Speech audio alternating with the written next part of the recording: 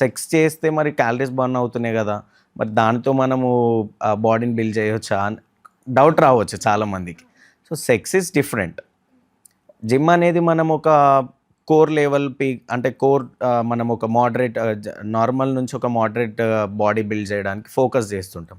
So sex అనేది complete అది life పార్ట్నర్తో అది కంప్లీట్లీ డిఫరెంట్. సో మనం సెక్స్ ఎందుకు చేస్తాము, మరి జిమ్ చేసిన దానికి చేసిన క్యాలరీస్ బర్న్ అవుతున్నాయి అంటే అది completely different. So end of the day ఏం చెప్పాలనుకుంటున్నానంటే ఇట్ హ్యాస్ బెనిఫిట్స్ కూడా ఉన్నాయి దానికి. సో అడిషనల్ బెనిఫిట్స్ ఏంటి సెక్స్ ద్వారా అంటే మైండ్ని బూస్ట్ చేస్తుంది.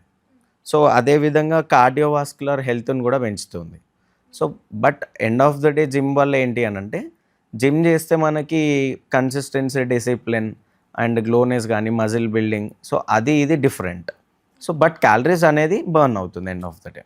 మీరు చెప్పిన డ్యూరేషన్ ఉంది కదా, వర్కౌట్స్కి ఇంత, సెక్స్ అయితే ఇంత అని, అసలు పాసిబులేనా? అంటే ఇప్పుడున్న మన డైలీ లైఫ్లో లైఫ్ స్టైల్కి, ఫుడ్కి. కరెక్ట్. సో జిమ్ చేసే వాళ్ళు ఎవరైతే ఉంటారో వాళ్ళు కోర్ అంటే మజిల్ ట్రైనింగ్ చేస్తారు కాబట్టి వాళ్ళకి క్యాలరీ డెఫిషియట్ అనేది ఉండదు. సో ఫర్ ఎగ్జాంపుల్ ఎక్స్ ఎవరైతే తీసుకుంటూ ఉంటారో వాళ్ళకి హై టెస్టోస్టిరోన్ ఉంటుంది. సో హై టెస్టోస్టిరోన్ ఉండడం వల్ల, డిసిప్లిన్ ఉండడం వల్ల జిమ్ చేసే వాళ్ళకి ఏంటంటే వాళ్ళు టెస్టోస్టిరోన్ని దాచిపెట్టుకోవడానికి చూస్తారు తప్ప వేస్టేజ్ చేయాలని చెప్పేసి ఎవరు కూడా అనుకోరు.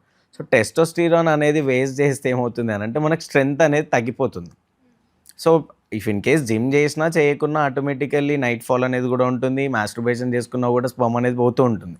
బట్ అలా అని చెప్పేసి వీక్నెస్ అంటే ఎక్కువ దాని మీద కాన్సన్ట్రేట్ చేయడం వల్ల వీక్నెస్ అనేది వస్తుంటుంది. తాకట్టులో ఉన్న బంగారాన్ని విడిపించి ఆ రోజే ఆన్లైన్ రేట్కి మేము కొంటాం. అక్షయ గోల్డ్ హబ్, మీ బంగారానికి మా భరోసా.